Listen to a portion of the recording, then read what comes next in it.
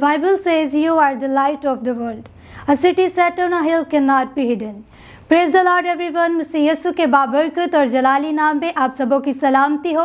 This is सहर एमस और मैं आप सबको light of the world program में वेलकम करती हूँ और मैं खुदावंद की शुक्रगुजारी करती हूँ इस प्लेटफॉर्म के लिए और खुदावंद के खादिम पास्टर सिसल जॉन बरकत साहब के लिए, जिन्हें खुदावंद ने फेथ टेलीविजन का विजन दिया ताकि इसके ज़रिए से बहुत से लोग खुदावंद के कलाम को सुने, सीखें और बरकत को रिसीव करें। जैसा कि आप जानते हैं कि हमेशा हमारे साथ बाबरकत पर्सनालिटीज़ होती हैं। आज जो हमारे साथ मौजूद हैं, खुदावंद उन्हें प्रीचिंग में, एवेंजलिज्म में, म्यूज़िक प्रोडक्शन में और एज अ वर्शिपर अपने जलाल के लिए इस्तेमाल करता है। खुदावंद की हम शुक्रगुजारी करते हैं कि आज हमारे साथ स्टूडियो में मौजूद हैं वर्शिपर डैनियल सर्वर। हम वेलकम करते हैं खुदावंद के खादिम को। We welcome you in our show. Thank you so much for joining us. इससे पहले कि हम मज़ीद बातचीत में आगे बढ़ें, हम अपनी आंखों को बंद करेंगे और हम खुदावंद के खादिम के साथ मिलकर एक दुआ करेंगे। आइए दुआ करेंगे। प्यारे आसमानी खुदावंद, हम यीशु के कबीर का दिना में तेरी हुजूरी में आते हैं और तेरी शुक्रगुजारी करते हैं कि तूने ये मौका फराहम किया कि हम सब मिलकर खुदावंद इकट्ठा होकर तेरी परस्तिश कर सकें, तेरी आराधना कर सकें। हम तेरी तारीफ़ करते हैं।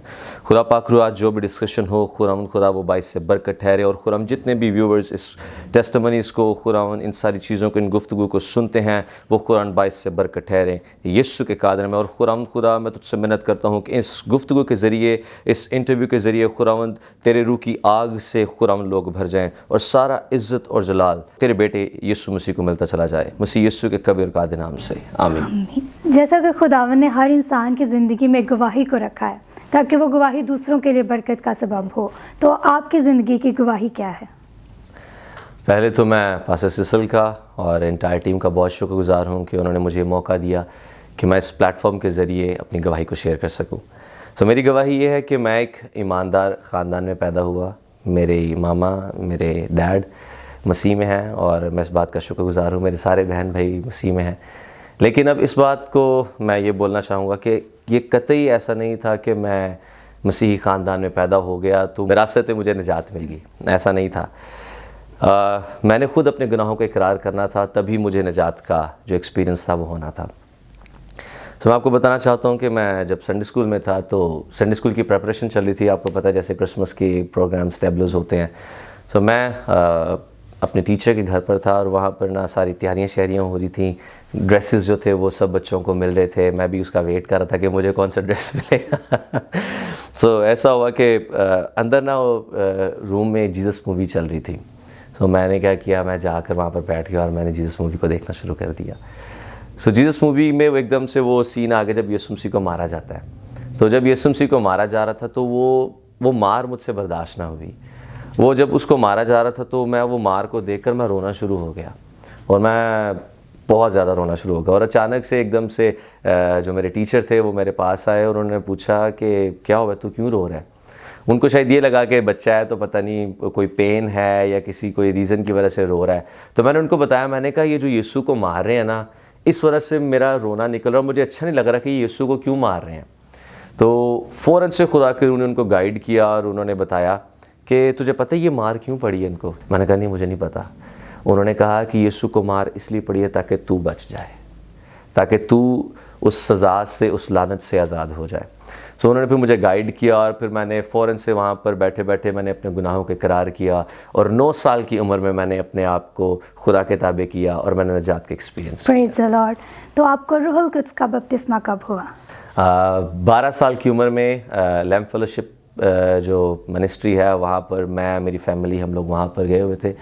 वहाँ पर ज़बरदस्त वर्शिप हो रही थी और उस वर्शिप के दौरान फिर से मेरी आंखों से आंसू निकलना शुरू हो गए और एकदम से मेरी जो टंग थी वो ट्विस्ट हो गई और मैं रूह कुद्स से भर गया और मैं वहाँ पर गैर ज़ुबान में दुआ करना शुरू हो गया। Praise the Lord. इसी तरह आगे आप अपनी गवाही को शेयर करें कि किस तरह खुदावंद ने आपकी ज़िंदगी में काम किया। अच्छा, जैसे अभी मैंने आपको बताया कि 9 साल की उम्र में, 12 साल की उम्र में खुदा ने मुझे अपने अंदर और ज़रा बढ़ाना शुरू कर दिया।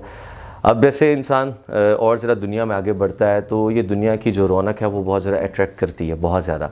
सेम ऐसे जब मैं कॉलेज लाइफ में गया तो कॉलेज लाइफ में जाकर मैंने वहाँ पर म्यूज़िक को देखा, यूनिवर्सिटी में गया वहाँ पर म्यूज़िक को देखा तो मैं बहुत ज़रा, क्योंकि बचपन से म्यूज़िक कर रहा हूँ तो वहाँ पर म्यूज़िक ने मुझे बहुत ज़रा अपनी तरफ खींचना शुरू कर दिया। तो एक दिन ऐसा हुआ कि मैं म्यूज़िक डिपार्टमेंट में गया वहाँ पर मैंने म्यूज़िक डिपार्टमेंट का जो फॉर्म था उसको भरा, मैंने उसको ज्वाइन किया और ज्वाइन करके उन्होंने पूछा कि तू क्या करता है, मैंने बताया, मैंने कहा मैं गाता भी हूँ बजाता भी हूँ। तो उन्होंने कहा चलो जी डेमो दो। तो खैर मैंने उनको गा कर भी सुनाया और बजा कर भी दिखाया, तो उनको बड़ा पसंद आया। सो एक दिन ऐसा हुआ कि कंपटीशन हो रहा था वहाँ पर, तो कंपटीशन में मैं वहाँ पर गया और ऐसा हुआ कि मैं वो कंपटीशन जीत गया और जीता। और डिफरेंट जब भी कंपटीशंस हो रहे हैं तो वहाँ पर मैंने ही विन करते करते उन सबों को पता चल गया कि यार इस बच्चे में करंट है। तो ऐसा हुआ कि वहाँ का जो HOD था फिर वो मैं बन गया। तो ऐसा हुआ कि खुदा ने वहाँ पर बड़ी इज़्ज़त दी। लेकिन वहाँ से ये होना शुरू हो गया कि मैं यीशु से पीछे हटना शुरू हो गया। मैं उस जो स्पिरिचुअल लाइफ थी, जो बचपन से खुदा ने मुझे बूस्टअप किया था, मैं वहाँ से पीछे हटना शुरू हो गया। जैसे मैंने भी आपको बताया कि बचपन में जब मैं संडे स्कूल में था तो तब खुदा ने मुझे अपनी निजात से भरा। फिर जब मैं यूथ में आया तो खुदा ने मुझे यूथ में इस्तेमाल किया। वहाँ पर खुदा ने मुझे अपने जलाल के लिए इस्तेमाल किया। मैं एज अ यूथ में एज अ क्वायर लीडर काम करता रहा। उसके बाद फिर खुदा ने मुझे बड़ी क्वायर में, जो सीनियर क्वायर थी, जो मेरे भाई पास्टर साजिद तनवीर साहब लीड करते हैं, वहाँ पर फिर खुदा ने मुझे इस्तेमाल करना शुरू किया। सो ग्रेजुअली खुदा ने मुझे बढ़ाना शुरू किया था। सो स्टेप बाय स्टेप जब मैं बढ़ रहा था तो एकदम से मेरी तरफ वो सेकुलर लाइफ भी आ गई थी। जब सेकुलर लाइफ आई तो मैं एकदम से उसकी तरफ अट्रैक्ट हो गया, मैं उधर जाना शुरू हो गया। सो जब उधर गया तो मैंने डिफरेंट जब स्टेजेस पर गाना शुरू किया, कॉन्सर्ट्स पर गाना शुरू किया, तो मुझे वो चीज़ बहुत ज़्यादा अट्रैक्ट करती थी। जैसे स्टेज से नीचे उतरना, लोगों ने पकड़ लेना, फ़ोटो सेल्फीज़ वो बहुत ज़्यादा ना वो एक अट्रैक्शन का सबब बन गई थी। तो फिर मैं इस चीज़ को मैं एक शोबिज़ में चला गया। वहाँ पर शोबिज़ में गया, वहाँ पर ब्रांड शूट्स करना शुरू कर दिए। तो बस इस तरह मैं सेकुलर लाइफ में बहुत ज़्यादा आगे बढ़ना शुरू हो गया। सो एक दिन ऐसा था कि एक रात को 10 बजे के करीब लगभग मेरा एक शूट था, वहाँ पर मैंने जाना था। सो मेरी मामा ने मुझे रोक लिया। मामा कहते हैं कि खुदा ने तेरी ज़िंदगी में कोई और काम रखा हुआ है, तू किस रास्ते पर जा रहा है। अब जैसे कलाम मुक़द्दस की वो आयत है, वो बात मुझे याद आ गई कि बहुत ऐसी राहें भी हैं जो इंसान को सीधी मालूम होती है मगर उसकी इंतहा में मौत की राहें हैं। सो मुझे जो मेरा फ्यूचर था, जो करियर था, वो बड़ा ही परफेक्ट नज़र आ रहा था कि मैं बहुत ऊंचाई पर जा रहा हूँ, पीक पर जा रहा हूँ और मुझे किसी वक्त भी एक बड़ा ब्रेक थ्रू मिलेगा और मैं एक बड़ा सेलिब्रिटी बन जाऊँगा। सो मुझे ये लग रहा था ऐसा होगा। लेकिन खुदा की कॉलिंग मेरे लिए बेसिकली ये नहीं थी। खुदा की कॉलिंग मेरे लिए कुछ और थी। वो खुदा ने उस टाइम मेरी मामा को और मेरे बड़े भाई पास्टर साजिद तनवीर साहब को इस्तेमाल किया और उन्होंने कहा कि ये तेरा रास्ता नहीं है, तू इस जगह मत जा। सो उस दिन इमोशनली मैं इतना ज़्यादा हो गया, मैंने कहा ठीक है मामा, जो तुसी कह रहे हो मैं जी कराँगा, मैं नहीं जाऊँगा। सो मैं नहीं गया। लेकिन अब शैतान तो बहुत तेज़ है ना, शैतान बहुत ज़्यादा चालाक है। मुझे वो बाइबल की फिर वो आयत याद आ गई कि वो धाड़ता फिरता है कि किसको फाड़ खाए। सो उसने मेरे ऊपर ना ताबड़तोड़ हमले करना शुरू कर दिए और मैं उस चीज़ को अंडरस्टैंड नहीं था कर पा रहा कि ये बेसिकली शैतान मुझे डिस्टर्ब कर रहा है। और वो उसके अंदर मैं इतना ज़्यादा डिस्टर्ब हो गया कि मैं डिप्रेशन में जाना शुरू हो गया। मैंने कहा खुदावंद, मेरा फ्यूचर इतना अच्छा चल रहा था, मैं पैसे कमा रहा था और मैंने ये सब कुछ छोड़ दिया, ये मैंने क्या किया, ये तो मैंने गलत कर दिया। फिर एक दिन मैंने खुदा से कहा, मैंने अपना डोर बंद किया और उस दिन मैं बैठ गया खुदा की हुज़ूरी में। मैं रोना शुरू हो गया। मैंने कहा खुदावंद, आज तू मुझसे बात करेगा, आज तू मुझे बताएगा कि मैंने क्या करना है। और मुझे बचपन से ना मॉडलिंग का सिंगिंग का और ड्रामाज में जाने का बड़ा शौक़ था। क्योंकि संडे स्कूल में था तो संडे स्कूल में जो जितने भी मेन लीडिंग रोल्स होते थे वो सारे मैं करता था। सो एक करंट था अंदर इस बात का। सो ऐसा हुआ कि मैंने खुदा के सामने ये 3 डिपार्टमेंट्स को रखा। मैंने कहा खुदावंद, ये 3 चीज़ें हैं, मुझे बता मैंने क्या करना है। सो उस दिन मैंने अपनी ज़िंदगी में पहली दफ़ा खुदा की आवाज़ को सुना था। जैसे खुदा ने सैमुअल से कहा, वैसे ही मैंने खुदा की आवाज़ को अपने लिटरली आज भी मेरे गूज़बम्स हो रहे हैं ये बात करते हुए कि मैंने उस आवाज़ को उस दिन पहली दफ़ा सुना। और खुदा ने कहा था अपना हारमोनियम पकड़ और प्रैक्टिस कर। अब मुझे ये नहीं था पता कि खुदा अब क्या करवाएगा मुझसे। बस मुझे इतना पता चल गया था कि खुदा ने अब सिंगिंग में कोई काम करवाना। अब ये नहीं था पता कि खुदा सिंगिंग में क्या काम करवाएगा, बस इतना पता चल गया था, इतना आइडिया हो गया था कि अब खुदा सिंगिंग में कुछ करवाना चाहता है। सो ऐसा हुआ कि मेरे एक दोस्त की स्विट्ज़रलैंड से मुझे कॉल आई और उसने मुझे कहा कि मैं चाहता हूँ तू हमारे साथ मिलकर खिदमत कर। सो उस दिन मैं इस बात को समझ पाया कि खुदा बेसिकली मुझे सेकुलर स्टेज पर नहीं बल्कि अपने स्टेज पर खड़ा करना चाहता है। सो फिर वहाँ पर खुदा ने एक यूहन्नाबाद में जो चर्च बिल्टअप हुआ, वहाँ पर मैं और प्रॉबली कोई 4.5-5 साल मैं वहाँ पर खिदमत करता रहा। खुदा ने वहाँ पर कसरत के साथ इस्तेमाल किया। और मैं अगर अपनी ज़िंदगी पे गौर करूँ, अपनी प्रीवियस लाइफ पर गौर करूँ, तो मैं कतई इस बात को सोच नहीं सकता था कि खुदा मुझ जैसे शख्स को इतनी ज़्यादा बरकत से भरेगा। मैं कभी भी इस बात से तसव्वुर नहीं था कर सकता कि खुदा मुझे टीचिंग में, खुदा मुझे प्रीचिंग में, खुदा मुझे लोगों को अपने उसके पास लाने का सबब बनाएगा। मैंने कभी भी ये नहीं था सोचा। लेकिन खुदा ने वो कलाम की बात है ना कि वो मैं घूरे से उठाता और शाही तख्त पर बिठाता, तो बेशक उसने मुझे गंदगी से उठाया और शाहीकान का फ़िरका बनाया। खुदा उनकी तारीफ़ हो। Praise the Lord. बहुत ही खूबसूरत गवाही है और मेरा ईमान है कि आपने आज की इस गवाही से बहुत ज़्यादा बरकत को रिसीव किया है। और जैसा कि आप जानते हैं कि खुदावंद ने हर इंसान की ज़िंदगी में ऐसे बड़े काम किए ताकि जब वो दूसरों के साथ शेयर किए जाए तो वो खुदावंद की कुदरत को जाने।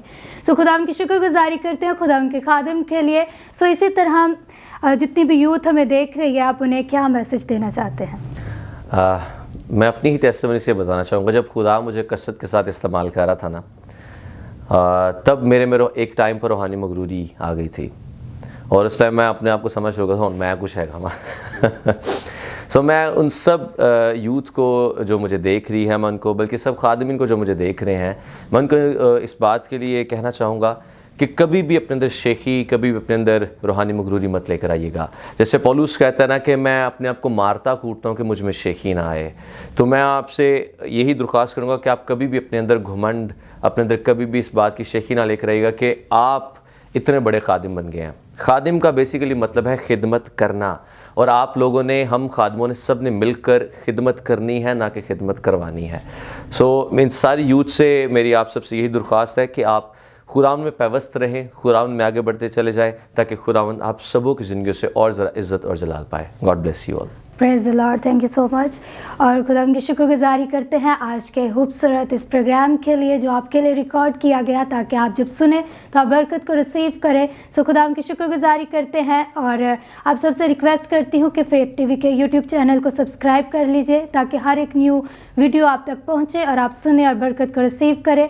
सो आज के प्रोग्राम का वक्त ख़त्म हुआ चाहता है। हम आपसे मिलेंगे नेक्स्ट प्रोग्राम में। तब तक के लिए अपना बहुत सारा ख्याल रखिए। Thank you so much and God bless you all.